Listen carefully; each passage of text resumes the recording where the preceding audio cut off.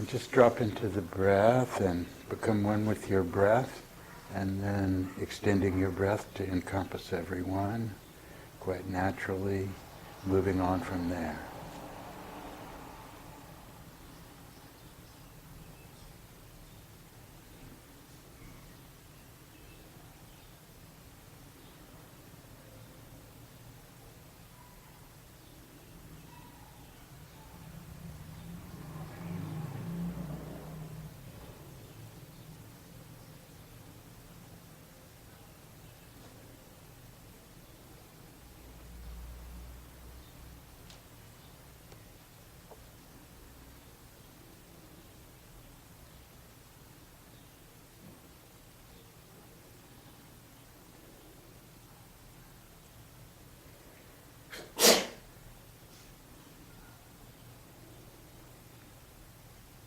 Let's repeat the Sufi Invocation together.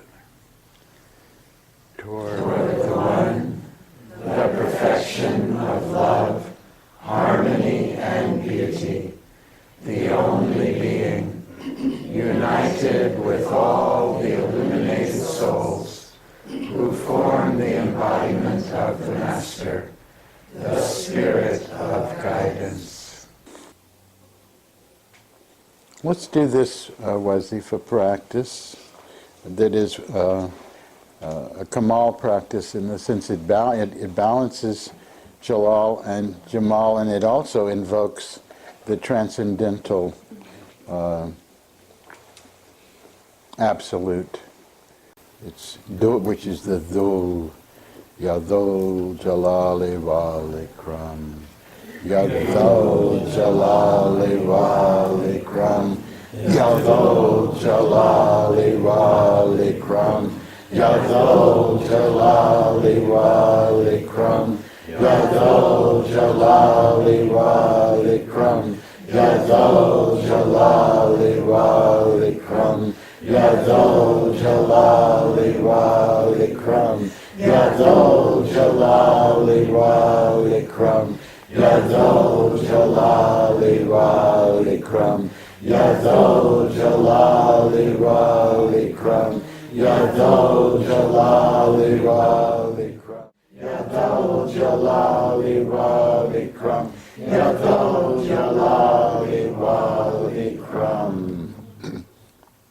Continuing on the breath, breathing in Ya Dhal Jalali wal Ikram, breathing out Ya Dhal Jalali wal Ikram. As we breathe this in Ya Dhal, we connect with that silent life, the formless absolute, out of which both the Jalal and the Jamal qualities all emanate. So, as Hazrat Inayat Khan says, the secret of life is to have a rhythm that is harmonious for you in this world, and at the same time to never lose touch with the infinite, with the eternal. So the Dhal is the eternal absolute quality, the undying essence that is in the emptiness itself. And so we connect with that as we breathe in the Dhal, and from that flowing, we see in equal measure flowing strength and beauty in all of its manifestations right into our life. So let's do this Fikr of this practice, doing it on the breath, taking a nice long breath, connecting with the infinite, eternal, silent life, and drawing it right into this manifestation here, feeling the Jalal and Jamal of it balanced in our being.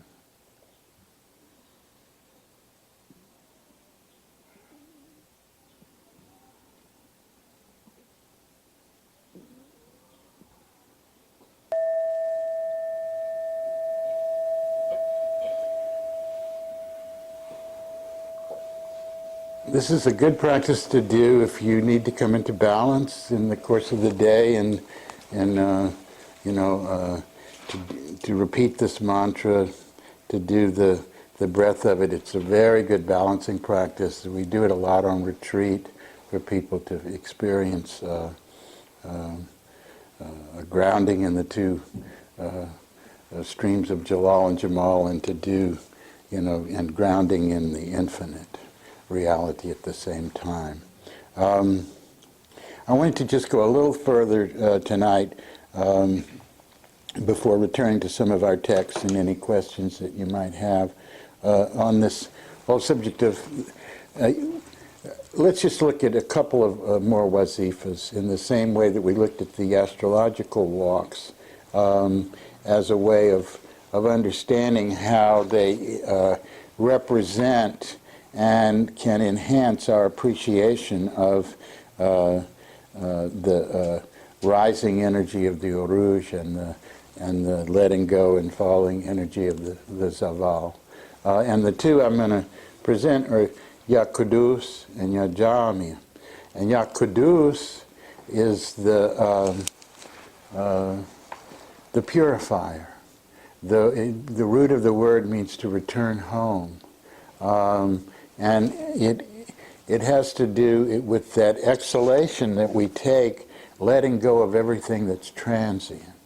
So that's like the soul letting off ballast.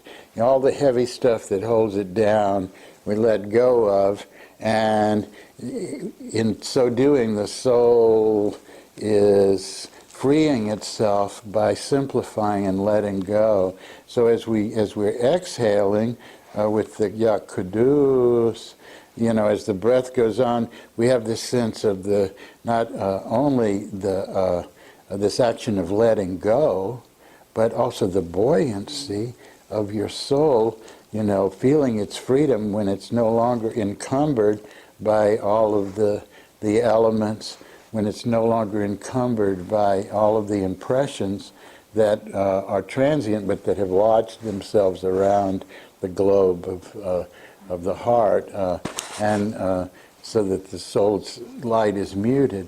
So the Quddus is really the perfection of this Zaval, because it takes it to its necessary completion in returning all the way to the soul's original condition. It's like the journey after death in a certain way, in which when Nur Nisa died, she shouted out "Liberté," because she endured, she maintained her inner authenticity, her inner remembrance in the midst of the most difficult situations, and then so then she felt this release of the soul, that sort of liberty, letting go of all of this that the soul has gotten itself entrapped in, engaged in. And that's that Zaval, you let go of it. The soul naturally returns to its source in that letting go action. So it's balanced by Yajamia, which means the gathering together. Jamiat comes from that, gathering together, synthesizing, integrating, gathering together.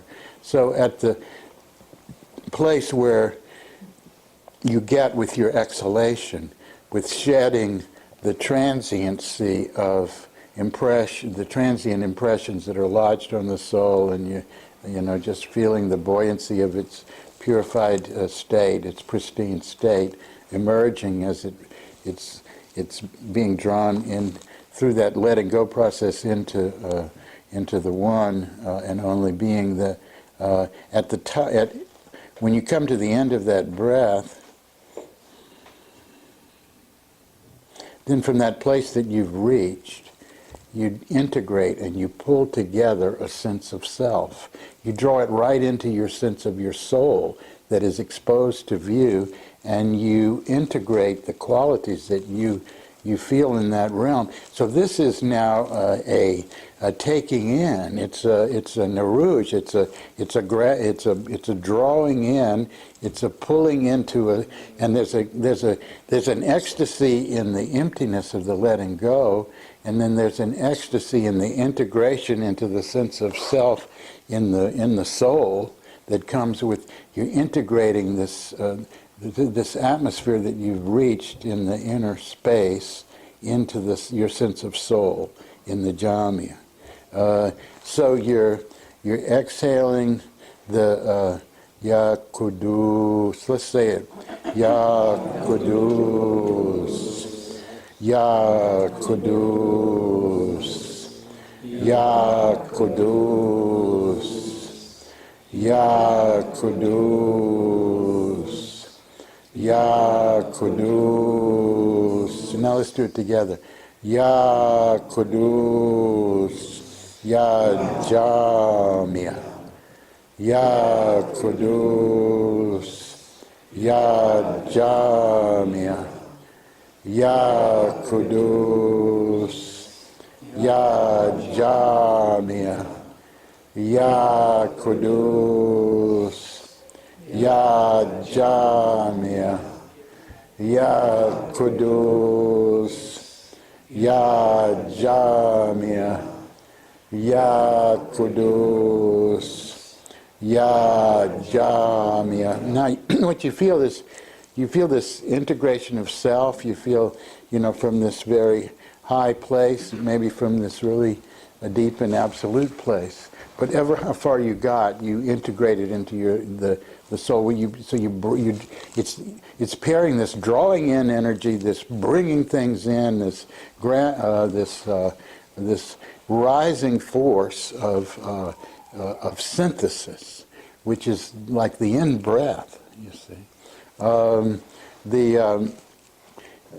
And then after you've completed your in-breath, you have to let go of that sense of self and shed whatever's transient in that space. And so then again you let go through the Quddus, and you feel the ecstasy of the emptiness, and then as you inhale you feel the ecstasy or the joy or the well-being of the fullness of self that you find integrated in the Jami. So it's Quddus, Quddus, Jami, Jami with an I, Jami. So try this on the breath.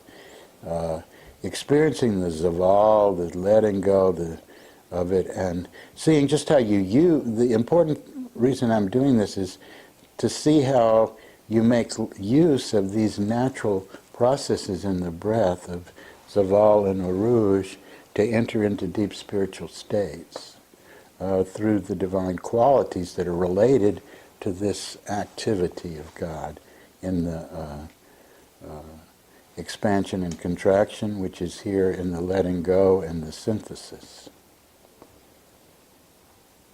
So exhaling, Ya Quddus, letting go of everything that's transient, feeling the soul's buoyancy as it does that, integrating at the conclusion of the breath with the Jami, drawing all that into, synthesizing it into your sense of your real self.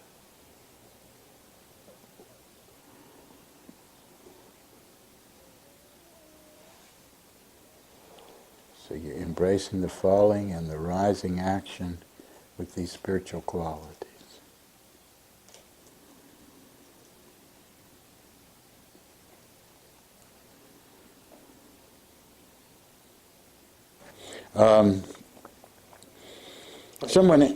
You have a question. I'll take some questions, and I wanted to respond to Insu's question before that I couldn't respond to. You said in studying these Tassawuri Murshid materials, one of the things Murshid Inayat Khan says is if you really want to draw close to a being, adopt their rhythm. Understand what their rhythm of life is, because if that person has a very slow rhythm and a stately rhythm, as Inayat Khan did, and he was amazed by all these people that never stopped. They were always so active. Galloping. Prancercising. Whatever. You watched that? No, I didn't, but you know, when something goes 4 million viral times, you know, it even reaches my wife, and then you know, she says, "Isn't this ridiculous?" But sorry, yeah. I only saw it the other night. Well, you know, there's a lot of things like that out there in the YouTube world. But excuse me for making a off-the-cuff reference like that. But I lost my thread where I was going. But people move so fast. yeah, right, and that's why they couldn't catch his rhythm. And he even made a point of it in these papers, not talking about himself so much as you know, you'd have to slow down your breath. Murshid said, if you want to do the walk of Hazrat Inayat Khan, slow down your breath first, and breathe with your whole body and feel this, and move with this sense of majesty and stateliness and dignity. You know, because that was his rhythm. Now, Murshid Sam's rhythm was very different from that. His everyday rhythm was very mercurial. He was up in the morning and he got up, you know, running. Or maybe he would get up and he would go walk, he would get up and take a walk to the bakery and pick up stuff at the bakery, and Saul's dog would come down the hill and walk with him, and you know, and Saul said, I found out years later that Murshid was giving him donut holes. No wonder he loved him so much, you know. But, you know, he would be off, you know, and Buddha would be there, they would be off to the bakery or whatever. But he got up and, you know, I would hear him and he'd be going around the front room, he'd be going for, Ya Hayya wa Ya Qayyum, Ya Hayya wa Ya Qayyum, Ya Hayya wa Ya Qayyum, Ya Hayya wa Ya Qayyum. I mean, his rhythm was, you know, I mean, but he could slow really way down into meditation, and when we did like this walk of Allahu Akbar and being a peacemaker, then you have that sense. But in everyday life, he was going here and there, and people, you know, wouldn't know what to do. You know, I mean, he'd be cooking, but he would be moving like this, and he says, I have bunches of gin that help me in the kitchen, you know. But people would get underfoot, you know, and you have to, if you could match your breath with his, you know, if you could, you know, I found, you know, it was no problem if you were doing something, right? Otherwise, people would just be, you know, but you're sitting there, you're washing the dishes or whatever, it's fine. He's moving back and forth in the kitchen, you're washing the dishes, you know, it all works, you know. But if you're standing there waiting to be, you know. But he would be up and moving, doing practices quick. He had a quick rhythm. His rhythm was very quickening to life. But he could stop on a dime and let it all go.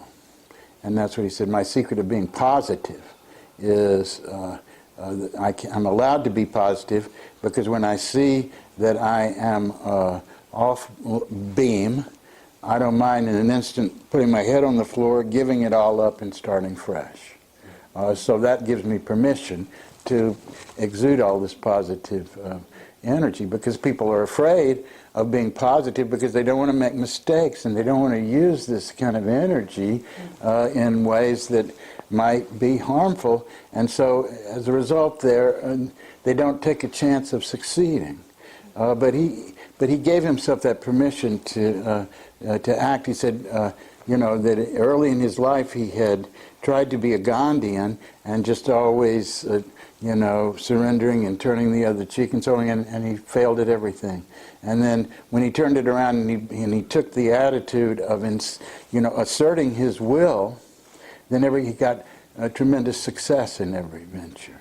And he felt that his teacher, Hazrat Inayat Khan, was so well-mannered that he hesitated to assert his will in so many situations. And thinking in the Eastern manner, that people should pick it up. They should get it from the nuances of things. Murshid Sam also believed you should know when his yes was no and his no was yes. Seriously, I mean, if I didn't know that, I got in trouble. because he might, out of politeness, say yes, but really mean no. Or he might, Shahabuddin loves to tell the story about when he was there and he was going to go see this fellow that wrote the book on The Secret Life of Plants. He was visiting in New York, and he was going to go see this fellow, and Sitara, who was traveling as his secretary, because I stayed here, and he took her with him to somebody to type for him when he was dictating letters. He said, well, I'll take Sitara with me because she's got a scientific bent of mind. And Shahabuddin is sitting here, and he didn't say anything, and he wanted to go. He said, no, I'm sitting. He said, so he came back, and then he had his meeting, and then Shahabuddin said something to Murshid about it, and he said, well, you should have come. He said, no, but you should have come, why didn't you come? So what was, he expected you to be enough in sympathetic attunement with him, if you were close to him as a student, to know what his real intention was, and even if he didn't happen to say it. But he made his intentions much more clearer in that way. He didn't hesitate. But so that, he'd be up in the morning, typing, he'd wake me up, either in the front room, doing his practices loud and fast, and then they were over. He'd spent years meditating a long time and so on, but now he'd gotten to that place where he could get there, right? 7 repetitions, he was there, whatever. It's interesting that he's talked about from the Zen where they went, I don't know, to how many minutes, and then they cooked it back down to where they could do it. Yeah, right. Senzaki extended their time of meditating, and then he shrunk it down to where it was, okay, get it like that, and that's the kind of meditations he gave. Just come immediately to that awakened condition. Don't hesitate. Speak, intuitively the truth. Don't try and figure it out with the mind. Just speak from the truth of the heart. But he would be up typing a letter usually first to Art Hoppe, who was the humor columnist for the San Francisco paper. He must have written him hundreds of letters, and that was just to get started. But he had this tremendous, as Paul Repp said, if you want to understand Sam, you have to understand that when he woke up in the morning and when he went to bed at night and all the time in between, he was determined to be a benefit. He was really a bodhisattva in that way. He wanted to, his energy was to be a benefit. So he was really totally dedicated in that way. But he was very challenging to keep up with, even though Mansur's book is very hard to read. I don't know how many people have read through to the end of it. 4 or 5 out of this group. But it's hard to read because, but one of the things in there that is so fantastic that nobody else has been able to capture is what it was like to live a day with Murshid. Because so much was crammed into it. You couldn't believe, he'd be writing, he'd be going here, he'd be going there. If he wanted to take a break, he'd go out in the garden and crawl down there and get on his hands and knees and pick weeds and do stuff, down there, on the ground or, but he'd take a nap. But he did take a nap most every day for about 40 minutes or so. But he woke up about 5 or so in the morning and kept going until night. And he had this tremendous drive and very, very energetic that way. I never saw anybody with that much energy. Never saw anybody with that much dedication. And that's something about his daily rhythm to respond to it. But the main thing is joy in life. he had tremendous joy. He couldn't restrain it. It would break out in all these different circumstances. You'd be driving him around in the car, and he'd just break out into a song all the time. You know, he couldn't help it. As somebody, who was it? Somebody in Santa Fe, maybe Mabud was saying, he talked to somebody that had known Sam there, and hadn't been his student, but he knew him there in Santa Fe or Taos, and he said, well, how would you describe him? And he said, joy on legs.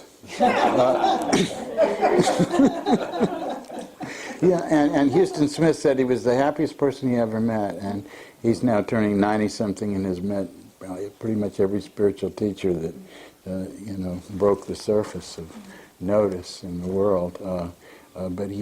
So that sense of showing up for life with zest, not being afraid to live, that was his rhythm, full bore right into life, and falling on his face 1,000,000 times, and getting up. Not ever feeling defeated by rejection or by being, which was often the case, getting to something before, being ahead of his time so that he was running into doors that would later be opened, and that was his famous story, that I feel like a gardener that's planted seeds and nothing came up. And then the next year I planted more seeds and nothing came up. And the next year more seeds and nothing came up. And so on year after year, planting seeds and nothing came up. And then one year I planted the seeds and they all came up. And not only all those seeds, but all the seeds from the previous year and all the seeds from... That was his experience at the end of his life. All these seeds that he had planted and with such limited success were all coming up. And now all of a sudden he's saying, what can I do? I can't harvest all of this. And he said, God came to me and said, harvest what you can and leave the rest to me. That was that attitude, to be able to act with positivity year after year, day after day, in the face of rejection, in the face of disinterest, in the face of all of this kind of nothing came up.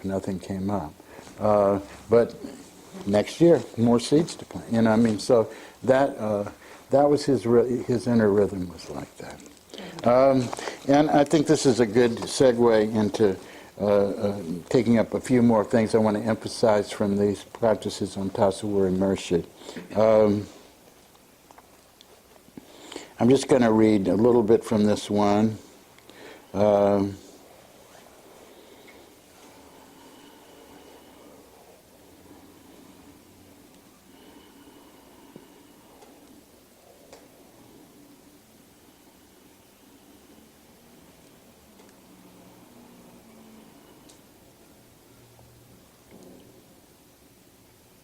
Therefore, though every form of this world, natural or artificial, represents to a Sufi God, his or her divine ideal, yet the Sufi chooses a form for the exercise of their mind which may be elevating, which may lead them to the goal at which they wish to arrive, at the same time a form which would raise them and their ideal from ordinary names and forms of this world of variety.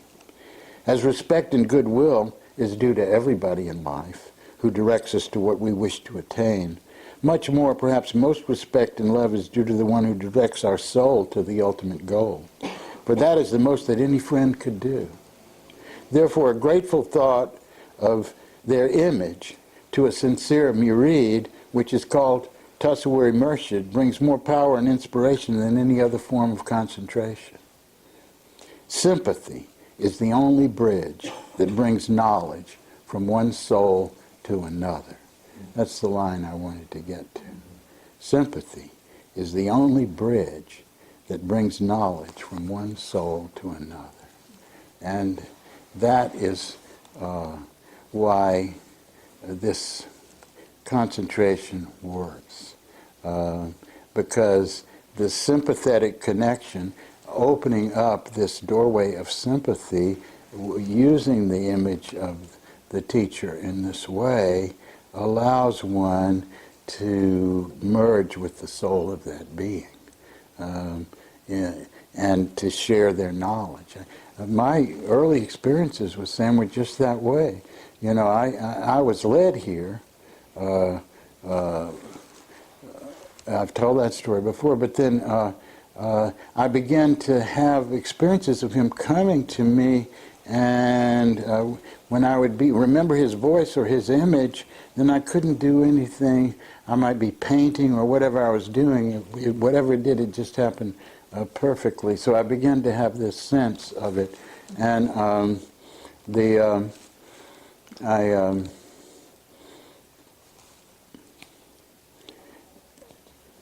recently I read this book. It's in the collection that Pirzia made on the Mughal treasury of teachings in India, from the Sufi teachers in India, and of a man that, and the section in the book is called The Compass of Truth, and it's about Dara Shikoh, who was the grandson of the Emperor Akbar, and who Murshid Sam felt, you know, it was like he said, I feel like I am him, you know, in a certain place in my being. I remember being him. I have an inner relationship with this particular being who, he was a great Gnostic, a greatly loved person who was assassinated by his brother, and that was the downfall of the whole Mughal Empire in India came from that point in time. But his teaching in there, he's giving this very profound Sufi practice of Chagall in this text. But he says, I'm doing this for people that didn't have the experience that I had of receiving the whole transmission simply by attunement with my teacher. His teacher was the famous Qadri Sheikh Mian Mir. But I mean, I just thought, wow, when I read that, because it's just so much right at the heart here. I was giving a talk at the Federation gathering recently, and I said, you know, getting down to the whole essence of the esoteric school, the inner teachings, I said, you could, if you had to throw everything out but one thing, if you just could retain Tassawuri Murshid, if you could just retain that sense that you are one with Murshid through a link of sympathy, you have the very knowledge of that being by this link of sympathy of heart in which you are functioning. Because that was the secret of why Sam's work continued in such a big way, is because we were able to catch that and to feel that sympathy, so that we had access, you know, even though we weren't ripe when he left, you know, because many of us had only been his students for 2 or 3 or 4 years at the most. But we had that sense of connection. And like he said to me before, he left to New York for that one long trip that he took. While in that period, he said to lead the dances in his absence, and he said, don't worry about it, don't think about it, don't talk too much about it, just tune into the way I am when I'm teaching and feel one with that, and do it. And that always worked, you know, just right before, just to feel that sense of presence, sympathize into it, to feel that vibration, and then it was right there. It was, now I don't know what's me and what's Sam, you know, in that sense, you know, because it's, I'm not in that particular phase, but I can always, if I need to find an inner place when I'm confused, I can always go right back to that place of connection, and that clarifies it for me. And it is all based on this. As Murshid says here, the first Murshid or teacher in life is the mother, and then comes the father. And when a child is taught to do a certain thing or not to do a certain thing, it depends upon the concentration of the child to act according to what he or she has learned. But what personifies all they have learned is the image of their mother. At the time of doing that which they ought not to do, the thought that comes to the concentrated mind of the child is the image of the one who has warned him or her not to do it. So, I mean, that's what he goes from there to this sense of how one has this sympathetic link with their teacher, which then allows them to grow in the way I said. For every form of learning, sympathy is the only bridge that brings knowledge, and this is true to a certain, that this is required to a certain extent in every form of learning. But the higher the knowledge, the greater the sympathy needed through which to receive it. It is clear in the words of Narada, who says, "My treasure cannot be taken by robbers." And Mahadeva says, "It is the sincerity of the chela that opens his inspiration." Mahadeva's Shiva. Krishna says, "I live in the heart of my devotee." And Ruhaniat Khan said, "I learn more from my disciples than they learn from me." And the Murid makes the Murshid.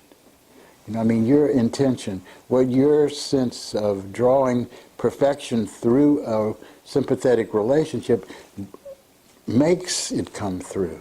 As Murshid Sam said, I feel like a mother who, when the child comes to the breast, milk comes. You know, without that wish, without that connection, without that drawing forth, nothing comes. And so the appearance of all these people in his life allowed him to have a successful end, a completion.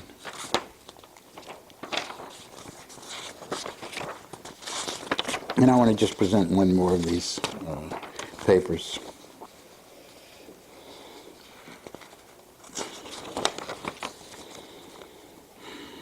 Let's say the invocation together.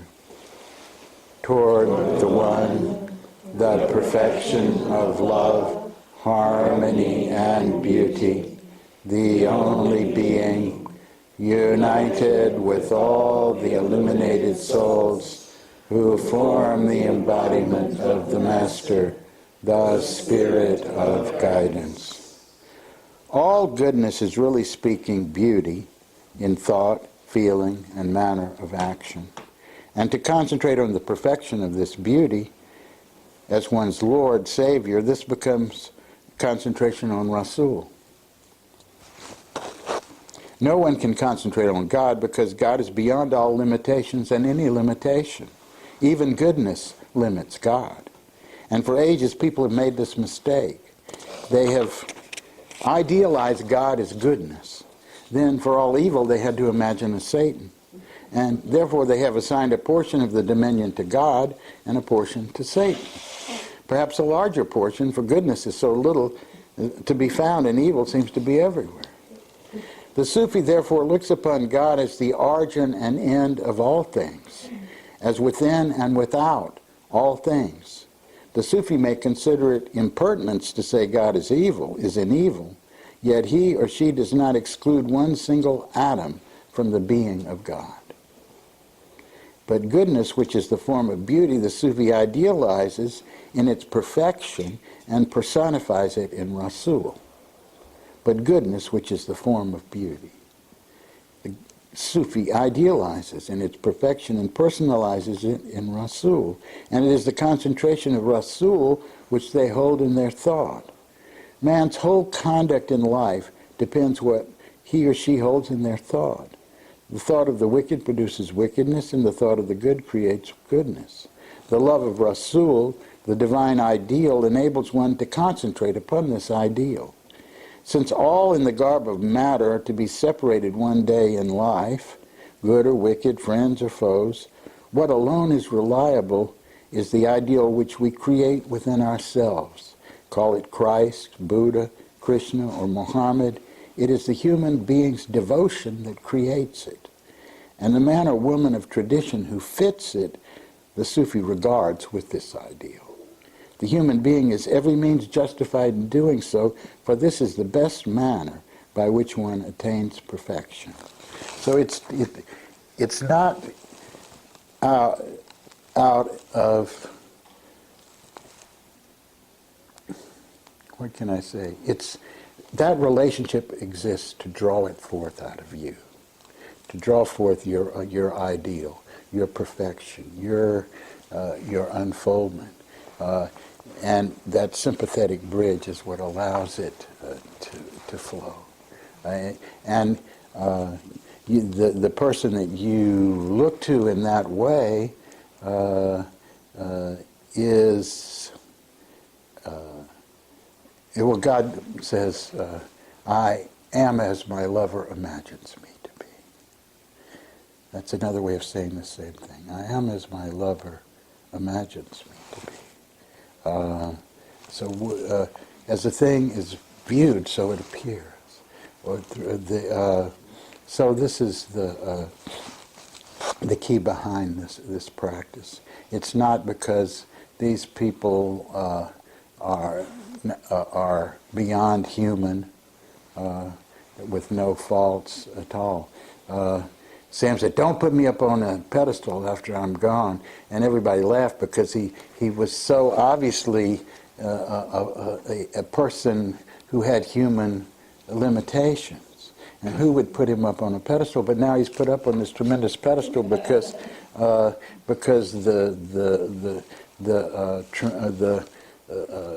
reality that was his reality is so vibrant and catchy. I mean, charismatic.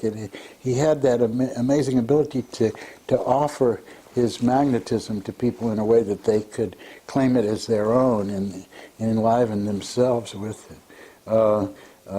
But he didn't try to always come across, put a nice sheen on things. He was very unself-conscious that way. Yes. I hope I'm not interrupting. But No, I'm what keeps occurring to me, and that I still struggle with, and we talked about this a little bit earlier, is that for those of us who haven't had a teacher like Sam, somebody that we can really sort of walk on their footsteps, and I mean, obviously there are Murshids who have inspired me and so on, but if I'm drawn to a being like Kuan Yin, it's still somewhat of a mystery to me how I do the Tassawuri in that way. Yeah. I mean, there is an attunement, but it's like there's a part of me that's trying to translate this to that sense of someone who is not a human. Yeah, but there's that, but Kuan Yin may be a composite of all the perfections in humanity viewed in a feminine way, but if you can really establish a true bridge of sympathy, she exists. It's like if you watch that movie on the Dalai Lama's life, where he's growing up in the movie, and there's a time where his teacher is talking to him and telling him about Tara, and he says, is she real or imaginary? And the teacher says, no, she's real. She's real. I mean, maybe it's a cosmic archetype, but she's real, you see. And you can have a real relationship with her. And even the limited beings that such as this person and others, that are functioning in this world, you can use, they don't have to be perfect. They just need to stand in the stream of beings as a representative of that perfection, you see. And by a sympathetic bridge with that, with one such as that, you have access to that whole stream because you're not holding yourself out as separated from it. You're yearning for that perfection. This is the vehicle that's been given to you as a representative of it, and by entering sincerely into a relationship with it, seeking to draw through that the perfection that you're seeking, it can work for you even. And that's why I try to encourage the teachers in our order. Don't be afraid. You know your limitations. You know you're not perfect, and yet at the same time, if you withdraw being available to people to use in this very way that we're talking, then you're robbing them of something that is important for them to get on the path. And it can't go to your head or your ego because it's got nothing to do with that. It has to do with function, your function. And you have to allow that function to be real enough in your sincerity of connecting. If your sincerity is true and you're connected with your guides, then they're connected in the same way that you are, because they are drawing it forth from you like the mother's milk that is being drawn from. Or as the Nayat Khan says, the person who's looking for a teacher can find them anywhere, just like if you find, you can find water if you dig deep enough anywhere in the earth. It's your digging, it's your desire, it's your sense of drawing it forth and the perfection that you want to draw forth that will use that form and that vehicle, even if that vehicle turns out to be very disappointing in their own human limitations. It can still serve you in that way because you're authentic in your aspiration and because God is real and uses every form no matter how limited. So I just wanted to say this about it because it's a practice that people get very confused about in the sense of, am I giving over my power to somebody else? No. You're not. You're just finding that whatever they have, you also have, because the link of sympathy overcomes the isolation of your knowing and allows your knowing to now flow in a bigger way. So by being able to look at life from another's point of view as well as your own point of view, you don't lose your point of view, for example, you just broaden your view of what is. So are there other questions people want to go into? Yes, Janet. Yeah, I'm just wondering, in your sympathy with Sam, did you also experience taking on some of his faults? I did at a certain point. I felt like I didn't want, you don't want to throw the baby out with the bathwater, right? But sometimes, you get too much bathwater.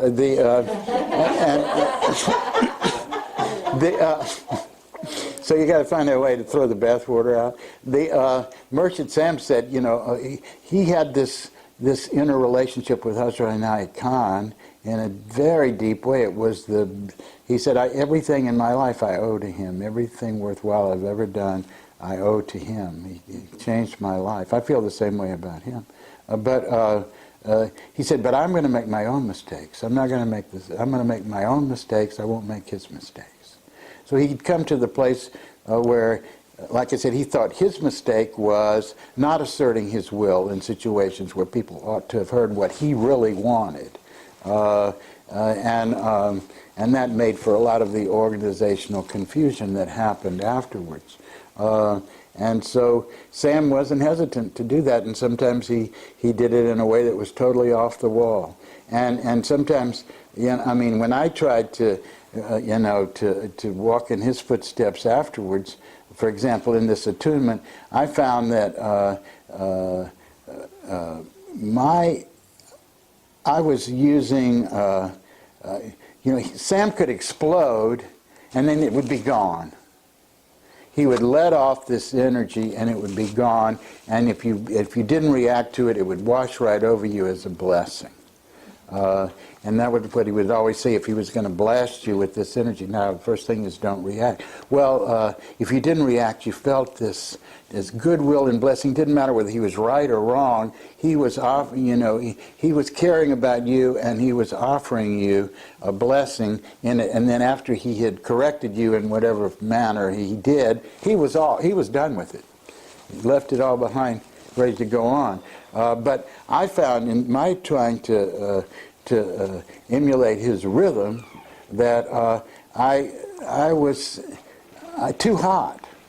The heat that I generated was not exactly what was proper for my own style and personhood. And it was kind of like using a blowtorch to try and light a candle sometimes. And you see plenty of fire, but what you got in the end is a big gooey mess, you know. And I had a lot of big gooey mess situations that came from my trying to emulate Murshid and being way too fiery and not having the perfection of that fieriness because it was not as natural a quality in me. And as a result, I could name a dozen times where I regret, being...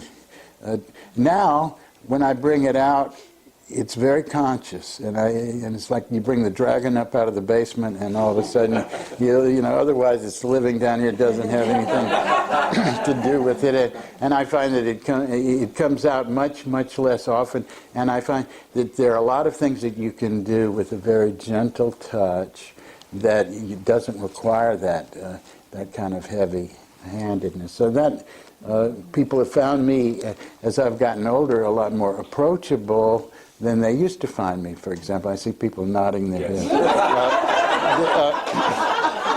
And that's because I've learned that I didn't need to emulate that. What I needed to emulate was something I also had, but I could let that go, you see. So that's my best way of trying to answer that question. You did have something on this?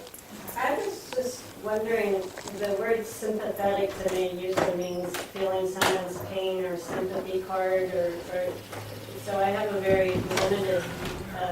What does the word empathy do for you?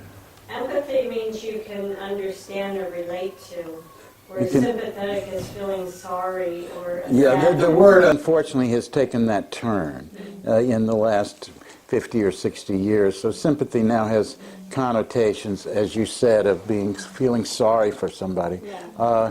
That's not the sense in which Hazrat Khan is using it. He's using it sympathetic connection, empathetic connection, connection of heart, connection of feeling. You're able to feel with someone and be there with them in their feeling. That's a sympathetic connection. And Hazrat Khan says that's the essence of religion, is having that kind of connection with God. That sympathetic connection of love is the whole essence of it. Only now I'm using the word empathy more because it's a word that has more of the meaning that we want to convey with it. But that's what causes a bridge is. And I know that, people said, well, why did you get so much from Sam? And I said, well, he was always saying in his classes, I need help around here. And I had time to give help, so I came over most every day to help. And that created in him a lot of sympathy for me because I was giving him something that he really needed, and he was very grateful for that. So while I had a sympathetic connection with him, his heart was really open to me because I was meeting a need of his too. And his heart was open to all his murids, but how did they feel it? I was here and it was palpable, so I could feel that coming to me in the course of serving him, doing things. So I think it's because of that. Sympathetic connection, it works both ways. You have to open the door, because how much are we willing to let in of the goodwill that may be coming to us from a friend, for example. If you really trust a friend who's a friend of your soul, you may be very open to it, or you may still, because of your own conditioning, have a little bit of an aperture that maybe gets a little bigger. And as far as the teacher is concerned, whatever you give is sufficient. But as far as we're concerned, it would be beautiful to be able to have, a wide open space where we become a true conduit of this whole stream of blessing from God, so that all these qualities are alive in us. They're the part of ourself that is functioning here in the world. So,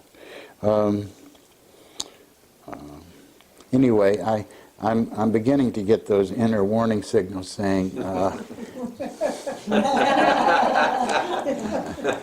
it happens a little late in the day when you've been teaching all day, and then you talk more than is your wish to do. But I feel good about our process here, and I tell myself every time I'm teaching, don't push, don't try and do too much, don't always feel that more is better.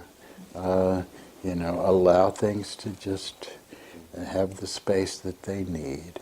And that's one thing I like about this program, is that, no matter what we accomplish, we're in it here for a period of time that allows for us to deepen in it in a natural way. And so I'm grateful for that. So are we. So that's what makes it work. We have a mutual link of empathy around this process, and so the Spirit of Guidance is able to use us to grow. And I think I'll be willing to respond to other questions if there's questions about any of our practice or what has come up for you. But my sense is, let's do a short meditation. We'll conclude for the evening, and let's just do for our meditation the Fikr of the Zikr. So exhaling La ilaha and inhaling Illallahu. As we exhale the La ilaha, we're letting go of everything that claims to stand alone. Nothing stands alone. Everything that's transient, everything that has an end, we let go of it. And as we inhale Illallahu, we feel the reality of the one and only being. We are part of it. So offering up, letting go as we exhale the La ilaha, and drawing in the reality of that which is and always will be as we inhale the Illallahu.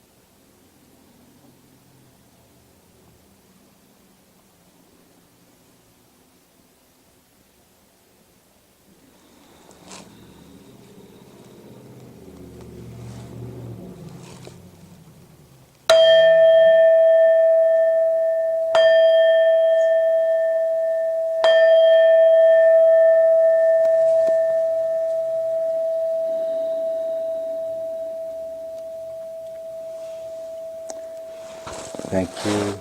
God bless you and keep you. May you be happy. May you be peaceful. May you be free. May your practice ever grow and